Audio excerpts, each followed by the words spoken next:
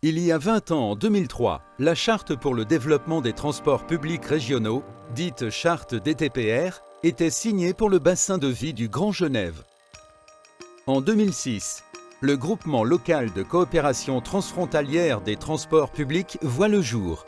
Le GLCT gère actuellement 13 lignes de bus, soit 35 000 voyageurs par jour à travers la frontière franco-suisse. En 2013, le GLCT du Grand Genève est ensuite créé. Il donne une structure juridique pour la coopération transfrontalière en matière de planification du territoire, de l'environnement et de la mobilité. En 2018, le premier tronçon de la voie verte d'agglomération est mis en service entre Annemasse et les Eaux-Vives. Le succès est au rendez-vous dès les premiers jours. Il démontre le besoin d'itinéraires de mobilité douce pour les vélos ou les piétons, de qualité et sécurisés. 6 000 passages de vélos sont comptabilisés chaque jour, soit environ un vélo toutes les 10 secondes en heure de pointe.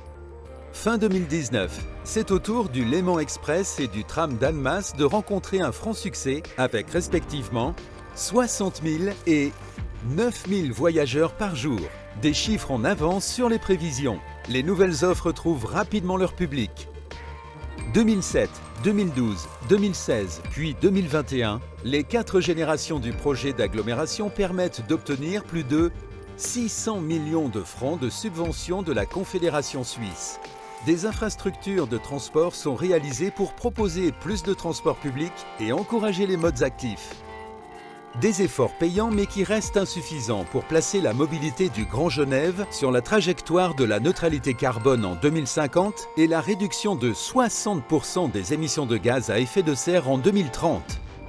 En septembre 2020, 9 orientations et 8 obstacles à franchir sont identifiés pour la transition écologique de la mobilité, parmi lesquels prévoir des financements communs et solidaires, faire évoluer la gouvernance pour dépasser l'obstacle institutionnel avec une gouvernance transfrontalière renforcée sur la mobilité pour l'ensemble du Grand Genève. En janvier 2023, les partenaires du Grand Genève signent la charte Grand Genève en transition. Un plan d'action en cours est élaboré en réponse aux déclarations d'urgence climatique et à l'accord de Paris.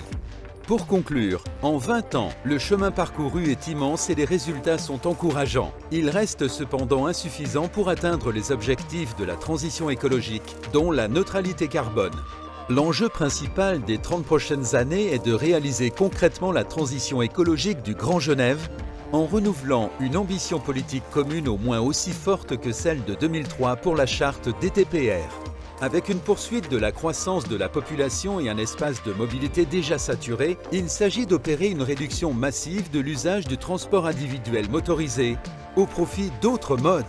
L'offre doit désormais orienter les comportements en travaillant à la fois sur des mesures incitatives et des mesures contraignantes. Cela induit des besoins de financement supplémentaires et de gouvernance transfrontalière renforcée pour développer et gérer les offres alternatives à la voiture individuelle.